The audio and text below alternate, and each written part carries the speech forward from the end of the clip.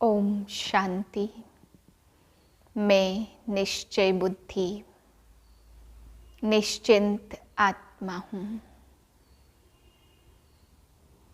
विजयी रत्न हूँ। 27/12/2023 के महावाक्य हैं। आज बाबा समझाते हैं विशेष बच्चों को कि तुम बच्चों को बाप को प्योरिटी की मदद देनी है। बाप प्योरिटी का राज्य स्थापन करते। बाबा कहते गांधी जी को देश को आज़ाद करने में जिसने भी मदद की, फिर उनको बहुत ही गवर्नमेंट द्वारा मदद मिलती है, आज भी उनको मदद मिलती रहती। तो बाबा कहते तुम बच्चे भी स्वर्ग स्थापन करने में मददगार बनते हो, पीस और प्योरिटी की मदद देते हो, तो तुम्हें भी आधा कल्प तक राज्य मिलता है। फिर बाबा समझाते, कई लोग कहते भगवान सर्वशक्तिमान है, समर्थ है, तो रावण माया को राज्य ही क्यों करने देते हैं, क्यों उनसे राज्य छीन नहीं लेते। परंतु बाप कहते हैं मैं बिना समय नहीं आ सकता, रावण का भी खेल है, रावण को भी अपना राज्य आधा कल्प चलाना है। अगर मैं बीच में ही आकर के ड्रामा को बंद कर दूं या रावण के खेल को समाप्त कर दूं, तो ऐसी शक्ति मुझ में नहीं है। मैं ड्रामा के बाहर कुछ भी नहीं करता। मैं अपनी शक्तियाँ बाबा ने कहा तब लगाता हूँ जब इस सृष्टि का अंतिम समय होता है। मीठे बच्चे, देवताओं से भी उत्तम कल्याणकारी जन्म तुम ब्राह्मणों का है, क्योंकि तुम ब्राह्मण ही बाप के मददगार बनते हो। प्रश्न है, अभी तुम बच्चे बाबा को कौन सी मदद करते हो? मददगार बच्चों को बाप का क्या प्राइज मिलता है? उत्तर, बाबा प्योरिटी पीस का राज्य स्थापन कर रहे हैं, हम उन्हें प्योरिटी की मदद दे रहे हैं। बाबा ने जो यज्ञ रचा है उसकी हम संभाल करते हैं। हम सृष्टि के आदि मध्य अंत को जानने वाले त्रिकालदर्शी बन जाते हैं और भविष्य में गद्दी नशीन बन जाते। यही प्राइज है। गीत है पितुमात सहायक स्वामी सखा। ओम शांति। यह किसकी महिमा है? उस परम प्रिय परम पिता परमात्मा जिनका नाम शिव है, उनकी महिमा। उनका ऊंचते ऊंच नाम भी है तो ऊंचते ऊंच धाम भी है। परम पिता परमात्मा का भी अर्थ है सबसे ऊंचे ते ऊंची आत्मा। और किसको भी परम पिता परमात्मा नहीं कहा जाता। उनकी महिमा अपरम अपार है। ऐसे कहते हैं कि इतनी तो महिमा है जो पार पा नहीं सकते। ऋषि मुनि भी ऐसे कहते थे, फिर उनका पार पा नहीं सकते तो वह नीति नीति कर कर चले गए। अब बाबा स्वयं आकर अपना परिचय देते हैं। क्यों? बाबा का परिचय तो होना चाहिए ना, तो बच्चों को परिचय मिले कैसे? जब तक वह इस भूमि पर न आए तब तक और कोई उनका परिचय दे न सके। जब फादर सोज सन तब सन सोज फादर। बाप समझाते मेरा भी पार्ट नोधा हुआ है, मुझे ही आकर पतितों को पावन करना है। साधु संत भी गाते रहते पतित पावन सीताराम आओ, क्योंकि रावण का राज्य है। रावण कोई कम नहीं है, सारी दुनिया को तमो प्रधान पतित किसने बनाया? रावण ने। फिर पावन बनाने वाला समर्थ राम है ना। आधा कल्प राम राज्य है तो आधा कल्प रावण का भी राज्य चलता है। रावण क्या है यह कोई भी नहीं जानते। वर्ष वर्ष जलाते रहते तो भी रावण का राज्य चलता रहता है। रावण जलता थोड़ी है। मनुष्य समझते परमात्मा तो समर्थ है, तो रावण को राज्य करने क्यों नहीं देते हैं? बाप समझाते यह नाटक है, हार जीत का, हेल और हेविन का। भारत पर ही खेल बना हुआ है, यही बना बनाया ड्रामा है। ऐसे नहीं परमपिता सर्वशक्तिमान है तो खेल पूरा होने के पहले ही आएगा। तो भी रावण का राज्य चलता रहता। रावण जलता थोड़े है, मनुष्य समझते हैं परमात्मा समर्थ है तो रावण को राज्य करने ही क्यों देते हैं। बाप समझाते यह नाटक है हार जीत का, हेल और हेविन का। भारत पर ही सारा खेल बना हुआ है, यही बना बनाया ड्रामा है। ऐसे नहीं परमपिता सर्वशक्तिमान है तो खेल पूरा होने के पहले ही आएगा, या आधे में खेल को बंद कर सकता है। बाप कहते जब सारी दुनिया पतित हो जाती तब मैं आता, इसलिए शिवरात्रि मनाते। शिवाय नमः भी कहते हैं। ब्रह्मा विष्णु शंकर को फिर भी देवता नमः कहेंगे, शिव को परमात्मा नमः कहेंगे। शिव क्या ऐसा ही है जैसा बबूलनाथ में या सोमनाथ के मंदिर में है? क्या परमपिता परमात्मा का इतना बड़ा रूप है? वह आत्मा का छोटा बाप का बड़ा है? क्वेश्चन आएगा ना। जैसे यहाँ छोटे को बच्चा और बड़े को बाप कहा जाता, वैसे परमपिता परमात्मा अन्य आत्माओं से बड़ा है और हम आत्माएं छोटी हैं। नहीं, बाप समझाते बच्चे मेरी महिमा गाते हो, कहते हो परमात्मा की महिमा अपरंपार है। मनुष्य सृष्टि का बीज है तो पिता को बीज कहेंगे ना। वह क्रिएटर है। बाकी जो इतने वेद उपनिषद गीता यज्ञ तप दान पुण्य यह सब है भक्ति की सामग्री। इनका भी अपना टाइम है, आधा कल्प भक्ति का और आधा कल्प ज्ञान का। भक्ति है ब्रह्मा की रात और ज्ञान है ब्रह्मा का दिन। यह शिव बाबा तुमको समझाते हैं। इनको अपना तन तो है नहीं। कहते हैं मैं तुमको फिर से राजयोग सिखाता हूँ, राज्य भाग्य दिलाने के लिए। अब ब्रह्मा की रात पूरी होती है, वही धर्म ग्लानि का समय आ पहुँचा है। सबसे जास्ती ग्लानि किसकी करते? परमपिता परमात्मा शिव की। तो लिखा है ना यदा यदा ही धर्मस्य। ऐसे नहीं मैंने कल्प पहले कोई संस्कृत में ज्ञान दिया है, भाषा तो यही है। तो जब भारत में देवी देवता धर्म स्थापन करने वाले की ग्लानि होती है, मुझे ठिक्कर भीतर में ठोक देते हैं, तब मैं आता हूँ। जो भारत को स्वर्ग बनाते हैं, पतितों को पावन बनाते हैं, उसकी कितनी ग्लानि करते हैं। तुम बच्चे जानते हो भारत है सबसे पुराना खंड जो कभी विनाश नहीं होता। सतयुग में लक्ष्मी नारायण का राज्य भी यहाँ ही होता है। यह राज्य भी स्वर्ग के रचयिता ने दिया है। अब तो वही भारत पतित है, तब फिर मैं आता हूँ। तब तो उनकी महिमा गाते शिवाय नमः। इस बेहद के ड्रामा में हर एक आत्मा का पार्ट नूधा हुआ है जो रिपीट होता, जिससे ही कोई टुकड़ा निकाल हद का ड्रामा बनाते हैं। अभी हम ब्राह्मण हैं, फिर देवता बनेंगे।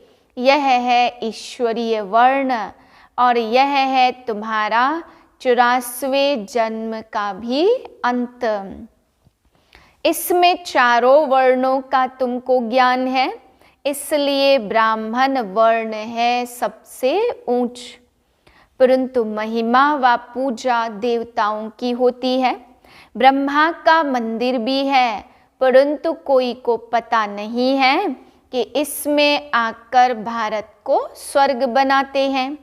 जब स्थापना हो रही है तो विनाश भी चाहिए। इसलिए कहते कि रुद्र ज्ञान यज्ञ से विनाश ज्वाला निकली। अब वही बाप बच्चों को समझा रहे हैं, मीठे बच्चे, अब यह तुम्हारा अंतिम जन्म है। मैं तुमको फिर से स्वर्ग का वर्षा देने आया हूँ।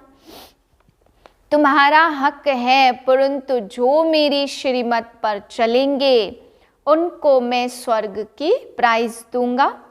उन्हें भी पीस प्राइज आदि मिलती है, परंतु बाप तो तुम सबको स्वर्ग की प्राइज देते हैं।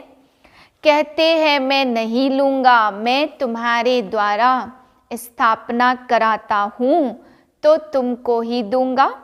तुम हो शिव बाबा के पुत्र और ब्रह्मा के बच्चे।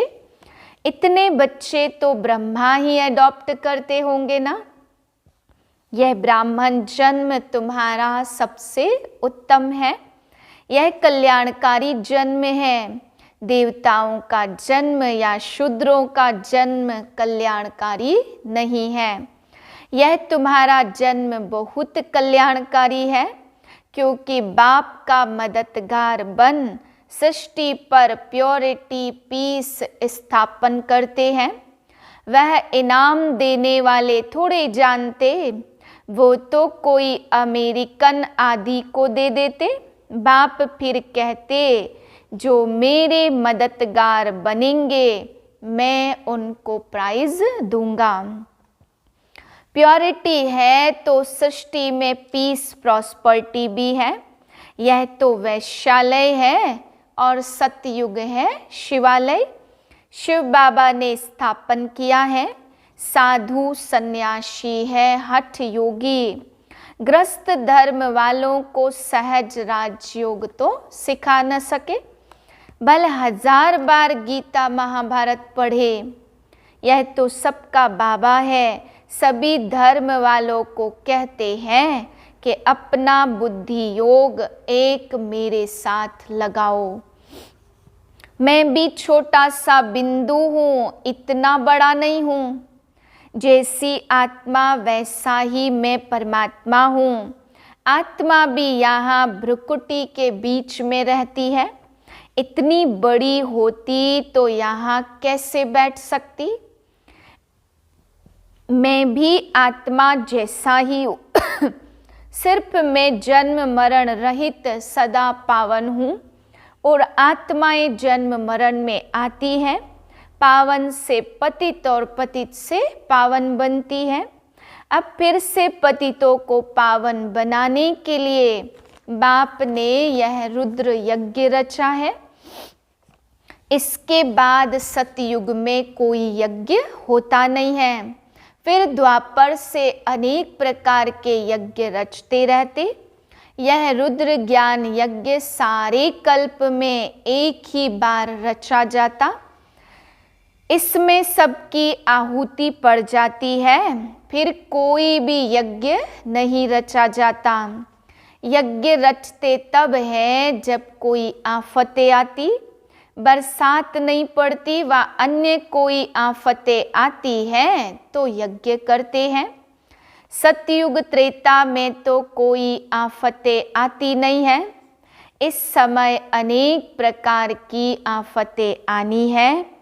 इसलिए सबसे बड़े सेठ शिव बाबा ने यज्ञ रचवाया है तो पहले से ही साक्षात्कार कराते हैं। कैसे अब आहुति पड़नी है, कैसे विनाश होना है, पुरानी दुनिया कैसे कब्रिस्तान बननी है, तो इस पुरानी दुनिया से क्या दिल लगानी। इसलिए तुम बच्चे बेहद पुरानी दुनिया का सन्यास करते हो। वह सन्यासी तो सिर्फ घर बार का सन्यास करते, तुमको तो घर बार छोड़ना नहीं है। यहाँ ग्रस्त व्यवहार संभालते भी इससे सिर्फ ममत्व तोड़ना है। यह सब मरे पड़े हैं, इनसे क्या दिल लगाना। यह तो मुर्दों की दुनिया है। इसलिए कहते कि परिस्तान को याद करो। कब्रिस्तान को क्यों याद करते हो? बाबा भी दलाल बन तुम्हारी बुद्धि का योग अपने साथ लगाते हैं। कहते हैं ना, आत्मा परमात्मा अलग रहे बहुकाल। यह महिमा भी उनकी है। कलयुगी गुरु को पतित पावन कह नहीं सकते, वह सदगति तो कर नहीं सकते। हाँ, शास्त्र सुनाते हैं, क्रिया कर्म कराते हैं, तो शिव बाबा का कोई टीचर, कोई गुरु नहीं है। बाबा तो कहते, मैं तो तुमको स्वर्ग का वर्षा देने आया हूँ, फिर सूर्यवंशी बनो चाहे चंद्रवंशी बनो। वह कैसे बनते हैं? लड़ाई से नहीं। ना लक्ष्मी नारायण ने कोई राज्य लड़ाई से लिया, ना राम सीता ने। उन्होंने इस समय माया से लड़ाई की है। तुम इनकॉग्निटो वॉरियर्स हो, इसलिए तुम शक्ति सेना को कोई जानते नहीं हैं। तुम योग बल से सारे विश्व के मालिक बनते हो। तुमने ही विश्व का राज्य गंवाया है, फिर तुम ही पा रहे हो। तुमको प्राइज देने वाला बाप है। अब जो बाप के मददगार बनेंगे, उनको ही आधा कल्प के लिए पीस प्रॉस्पर्टी की प्राइज मिलेगी। बाबा मददगार उन्हें कहते जो अशरीरी होकर बाप को याद करते हैं, स्वदर्शन चक्र फिराते हैं, शांति धाम, स्वीट होम और स्वीट राजधानी को याद कर पवित्र बनते हैं। कितना सहज है। हम आत्मा भी स्टार और बाप भी स्टार। वह कोई इतना बड़ा नहीं है, परंतु स्टार की पूजा कैसे हो, इसलिए पूजा के लिए इतना बड़ा बना दिया है। पूजा तो पहले बाप की होती, पीछे दूसरों की होती, तो लक्ष्मी नारायण की कितनी पूजा होती है, परंतु उनको ऐसा बनाने वाला कौन है? सबका सदगति दाता है एक बाप। बलिहारी उस एक की है। उनकी जयंती बर्थ डायमंड तुल्य है, बाकी सबके बर्थ कौड़ी तुल्य है। शिवाय नमः यह उनका यज्ञ है, तुम ब्राह्मणों ने रचवाया है। कहते हैं जो मुझे प्योरिटी पीस स्थापन करने में मदद करेंगे, उनको इतना फल दूंगा। ब्राह्मणों से यज्ञ रचवाया है तो दक्षिणा तो देंगे ना। इतना बड़ा यज्ञ रचता और कोई यज्ञ इतना समय नहीं चलता। कहते हैं जो जितना मुझे मदद करेंगे उतनी प्राइज दूंगा। सबको प्राइज देने वाला मैं हूँ। मैं कुछ लेता नहीं हूँ, सब तुमको देता हूँ। अब जो करेगा सो पाएगा, थोड़ा करेगा तो प्रजा में चला जाएगा। गांधी को भी जिन्होंने मदद की तो प्रेसिडेंट, मिनिस्टर आदि बने ना। यह तो अल्पकाल का सुख है। बाप तो तुमको सारे आदि मध्य अंत का ज्ञान दे, आप समांतर कालदर्शी बनाते। कहते हैं मेरी बायोग्राफी को जानने से तुम सब कुछ जान जाएंगे।